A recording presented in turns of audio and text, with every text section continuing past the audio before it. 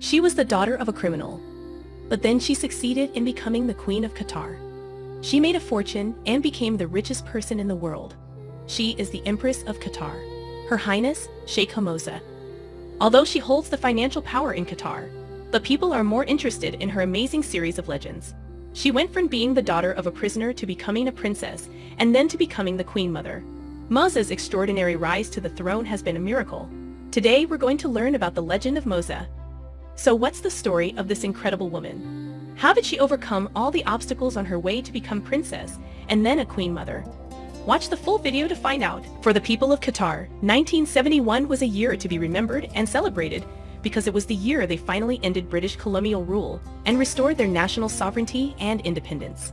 But for Moza, it was an unfortunate year. Qatar had just been granted independence and had discovered large quantities of oil and gas. So Khalifa, the tribal chief of Qatar at the time, staged a coup for personal gain. He seized power from his cousin. He eventually became the supreme leader of Qatar. Khalifa, who had just taken office, wanted exclusive access to the oil and gas resources. This led to resentment from other tribal leaders. Moza's father was one of them. He had repeatedly told Khalifa that the oil and gas should belong to the state. So Khalifa got angry and put him in jail. Khalifa exiled his wife and daughter to Kuwait, so Moza's father became a prisoner. From then on, Moza started her life with a reputation of being the daughter of a prisoner. But Khalifa never imagined the girl he exiled to Kuwait would later become his daughter-in-law and single-handedly overthrow his rule. Although her father was imprisoned, but her family gave Moza the best cultural upbringing.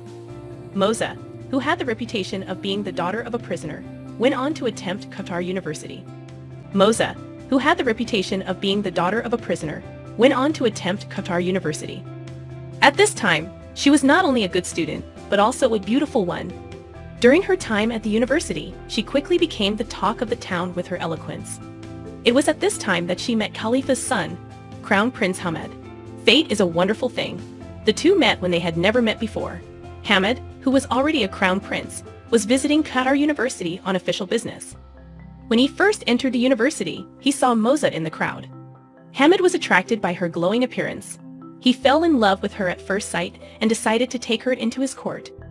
Having been educated in the West since childhood, Hamad was not a playboy. He is a military general who is committed to reform. The intelligent Moza also admires Hamad's talent. She also had the same conviction to change the country. So she sees him as her partner to fight alongside, and once she marries into the royal family, her father might be saved. So when Hamad made a strong bid for Moza, she didn't hesitate to say yes, even though she already knew that Hamad had an official crown princess. But here's the thing, Hamad's father is the same Khalifa who put Moza's father in prison. Will he accept Moza's marriage to his own son? Hamad's move to marry her was met with strong opposition from Khalifa, as we can imagine. How could Khalifa allow the daughter of his enemy to be his daughter-in-law? But Hamad's will to marry Moza was so strong, he even broke up with his father.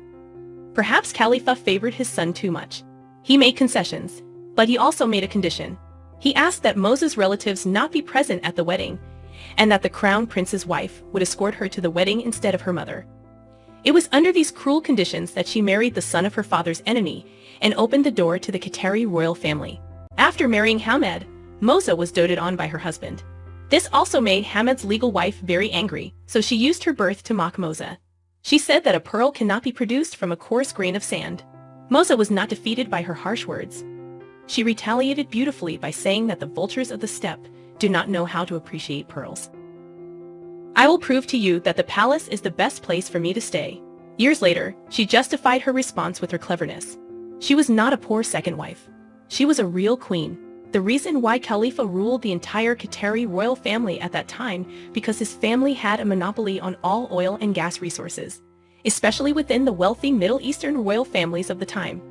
Wealth was a very important bargaining chip. The clever Moza decided to start with the economic sphere to take away Khalifa's wealth and dismantle his power. But she is indeed an economically minded and discerning woman.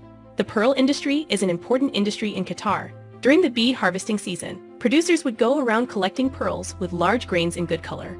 So Moza, with her business acumen, quickly saw the opportunity. But she did it differently than others. She felt that people were looking for good quality pearls, and those with low quality pearls were not wanted. So she set her sights of substandard pearls. She bought large quantities of second-rate pearls at the lowest possible price. She then processed them into a variety of household items. This opened up a new area of pearl sales. The second-rate pearls, which had been unavailable, became an instant hit. And so Moza entered the pearl harvesting business. Luck always favors those who work hard.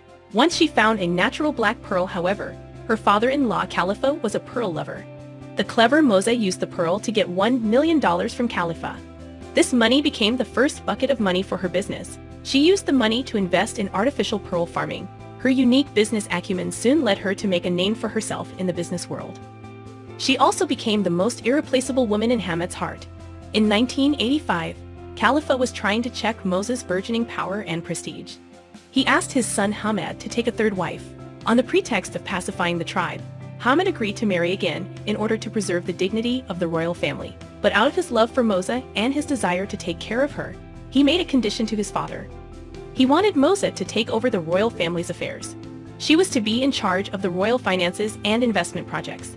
Moza began recruiting people and became president herself. She set up the first private investment group of the royal family and started real capital operations. Her ambition to make money came true, but her husband Hamad's big vision of change was not yet realized. In 1995, the opportunity came for the couple. Hamad, with Moza's support, staged a coup while his father Khalifa was on vacation in Switzerland. Hamad seized the throne. He became the new ruler of Qatar, and Moza became the queen. And when Khalifa arrived in a hurry, he only saw that he had to accept the status quo. Moza, who became queen, immediately got her father out of prison. Since then, Hamad, who had just assumed the throne, began a series of reforms with the help of his wife. In no time, Qatar had free healthcare and free education for all. But such a high welfare policy put a huge strain on the government's finances. However, Moza once again contributed her wisdom. She said to her husband that the oil and gas will run out someday. We should now trade oil for dollars, and then use the dollars to invest and grow in value. When we have investments all over the world, we will not only ensure of the long-term welfare of our people, but also break the shackles of our small size of land. Her unique thinking and strategy was appreciated by her husband Hamad. At Moza's suggestion, Hamad established the National Investment Authority. He entrusted Moza with the important task of heading it. She thus opened up the country's business landscape. Before the real estate industry had even started, Moza sent $58 billion to acquire a large number of properties, including London's tallest building and the largest luxury department store. She bought Valentino for $1 billion, $900 million for the London Olympic Village. She has more properties in London than the British royal family. An astronomical amount of investment projects have made Moza's earnings rise. In addition to property, she also set her sights on art, which has a huge upside. She then spent $400 million on what was then a controversial piece of art. She enlisted the world's top designers. She built 4 world-class art galleries in the Qatari capital and put them all inside. In 2012, she was finally rewarded for all her efforts. The value of the controversial artworks she had bought before had not only increased significantly, her art galleries have also boosted Qatar's tourism industry. Qatar's economy grew by leaps and bounds. The entire country has become rich and powerful. In 2021, Qatar became a country with zero unemployment. Even the lowest income earners in the country still have a car and a house. Citizens will still have free electricity, water, healthcare, and education. Now Hamad is passing the throne to his and Moza's son, who is now the Queen Mother and a high-profile attendee of all important occasions. She has gone from being the daughter of a despised prisoner to one of the 100 most powerful women in the world. According to Forbes, Moza has already proven herself to the world. The people of Qatar have also praised her, and her presence is the best thing that has happened to Qatar.